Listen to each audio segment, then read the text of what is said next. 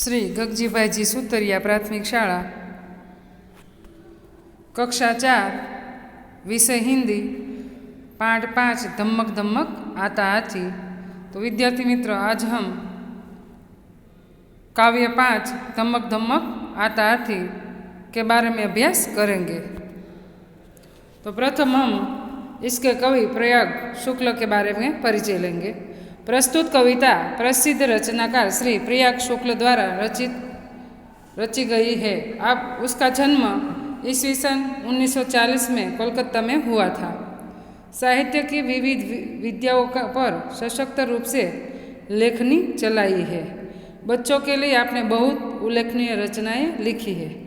आपके 9 काव्य संग्रह, 5 लघु कथा संग्रह, 3 उपन्यास, 1 कला पुस्तक, सत्यजीत रे पर 1 पुस्तक प्रकाशित है। इसके अतिरिक्त पत्रिका का संपादन भी किया है। तो धमक धमक आता हाथी એટલે જોશભેર આવે હાથી એ બાળકાવ્ય છે।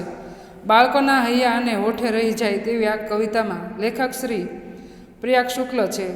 એમનો જન્મ 1940 માં જન્મેલા કવિશ્રી પ્રયાગ શુક્લના 9 કાવ્ય સંગ્રહો, 5 લઘુકથાઓ, 3 નવલકથાઓ આ પુસ્તકો એમના પ્રકાશિત થયા છે। પ્રસ્તુત કવિતામાં હાથીના આચરણ વિશેની વાત કહેવાય છે।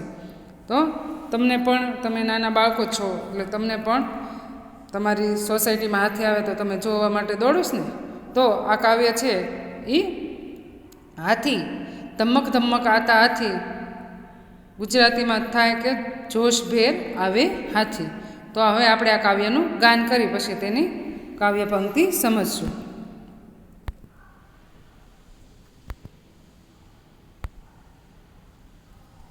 धमक धमक आता हाथी, धमक धमक जाता हाथी, अपनी सूंड उठाता हाथी, अपनी सूंड गिराता हाथी, अपनी सूंड हिलाता हाथी, अपनी सूंड घुमाता हाथी, धमक धमक आता हाथी, धमक धमक जाता हाथी।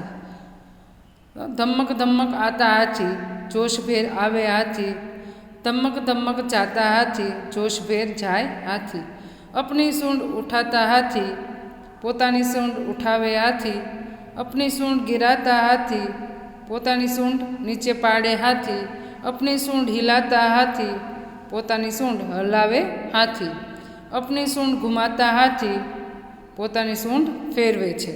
धमक धमक आता हाथी, धमक धमक जाता हाथी। जोशभेर आवे छे हाथी अने जोशभेर जाए छे। जब पानी में जाता हाथी, भर भर सूंड नहाता हाथी, कितने केले खाता हाथी, यही तो नहीं बताता हाथी। धमक धमक आता हाथी, धमक धमक जाता हाथी। જ્યારે પાણીમાં જાય હાથી, જબ પાણી में जाता हाथी એટલે જ્યારે પાણીમાં જાય હાથી, ભરભર સૂંઢ નહાતા હાથી, ભરી ભરીને સૂંઢ અને નાય છે હાથી। કિતને કેલે ખાતા હાથી, यह तो नहीं बताता हाथी। કેટલા કેળા ખાતો હાથી એ તો ન બતાવે હાથી।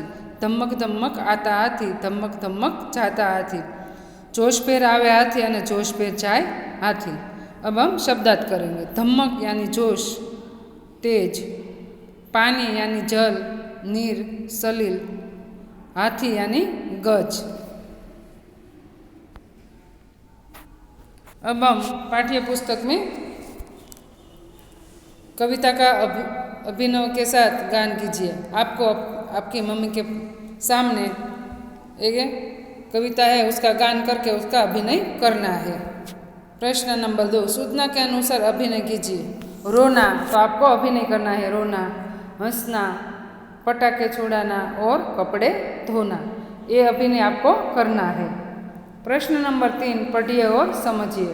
उठाना, पढ़िए और समझिए। उठाना तो गिराना, आना तो जाना, छोटा तो बड़ा, ऊंचा तो नीचा, पकड़ना तो छोड़ना। आप समझ गए? ये विरुद्धार्थी शब्द है। पढ़िए और समझिए એટલે વાંચો અને સમજો। ऊपर दिए गए विलोम शब्दों पर आधारित वाक्य बनाइए। आपने ऊपर दिया था उठाना, गिराना, आना, जाना, छोटा बड़ा, ऊंचा नीचा, पकड़ना ने छोड़ना। ये जो विरोधी शब्द है, विलोम शब्द, उसका वाक्य बनाना है। आपको यहाँ एक उदाहरण दिया गया, गिरे हुए को उठाना चाहिए, हमें किसी को गिराना नहीं चाहिए। अब हम दूसरा वाक्य बनाएंगे। हमें नियमित स्कूल आना चाहिए, हमें पढ़ने के समय खेलने नहीं जाना चाहिए। चूहा छोटा प्राणी है, हाथी बड़ा प्राणी है। हिमालय ऊंचा पर्वत है, मेरे गांव में नीचा टीला है।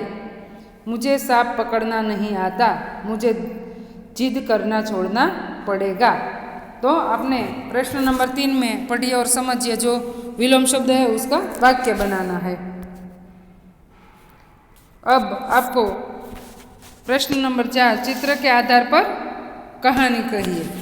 चित्रना आधारे वार्ता लखो अथवा कहो।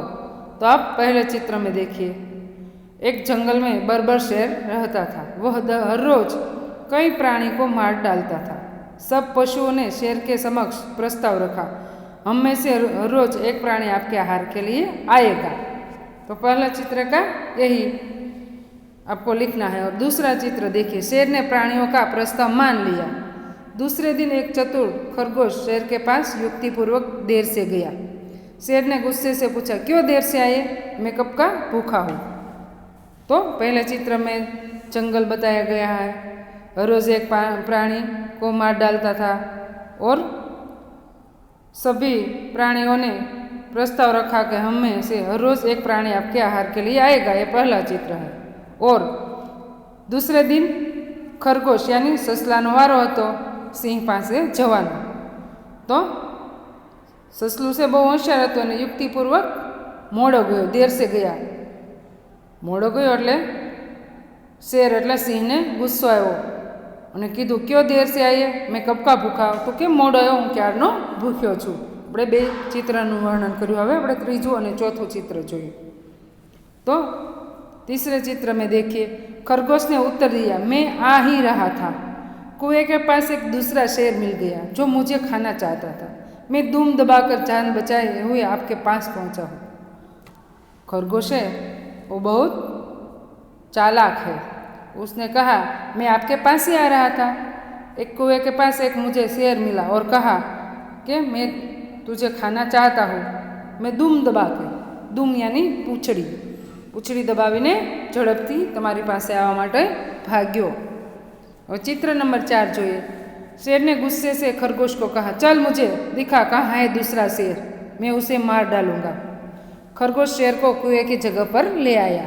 शेर ने कुएं में देखा तो अपनी ही परछाई को दूसरा शेर समझकर दहाड़ते हुए वह कुएं में कूदा और डूबकर मर गया।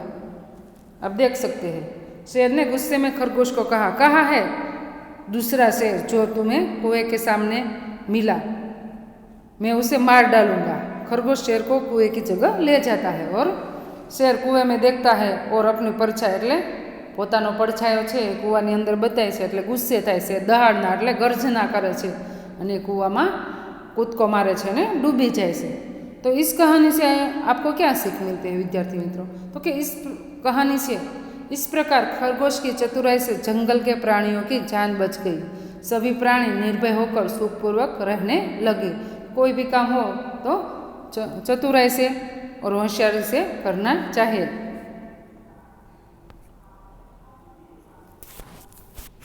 पाठ्य पुस्तक के स्वाध्याय में देखिए, प्रश्न के उत्तर दीजिए। प्रश्न ना उत्तर आपो, हाथी किस तरह आता है? तो पहला सवाल है, उसका उत्तर है हाथी धमक धमक आता है। प्रश्न नंबर 2, नहाने के लिए हाथी सूंड में क्या भरता है? तो कि नहाने के लिए हाथी सूंड में पानी भरता है। हाथी क्या खाकर बताता नहीं है? हाथी केले खाकर बताता नहीं है। हाथी पानी कहाँ डालता है? क्यों? हाथी पानी शरीर पर नहाने के लिए डालता है। आपका स्वाध्याय प्रश्न 1 आपने किया। अब हम प्रश्न नंबर 2 देखेंगे। चित्र में हाथी के कुछ अंग नहीं है, उन्हें पूर्ण कीजिए एवं चित्र में रंग भरिए। आपके पाठ्य पुस्तक में पेज नंबर 27 पर ये चित्र दिया गया है। आपको इसके अंग से पूर्ण करना है और चित्र में रंग भरना है। मैंने यहाँ आपको पूर्ण करके हाथी दिखाया है। आपको भी ऐसे अपनी पेंसिल हिलाकर ये चित्र पूर्ण करना है, उसमें रंग भरना है। देखिए कि पाठ्य पुस्तक पेज नंबर 27 पर आपेला चित्र में हाथीना केटलाक अंग नथी तेने पूर्ण करी चित्र में रंग पूरो। आ तमारुं होमवर्क छे, ए तमारे तमारा पाठ्य पुस्तक में हाथीनुं चित्र छे पूर्ण करी तेमां रंग पूरवानो छे।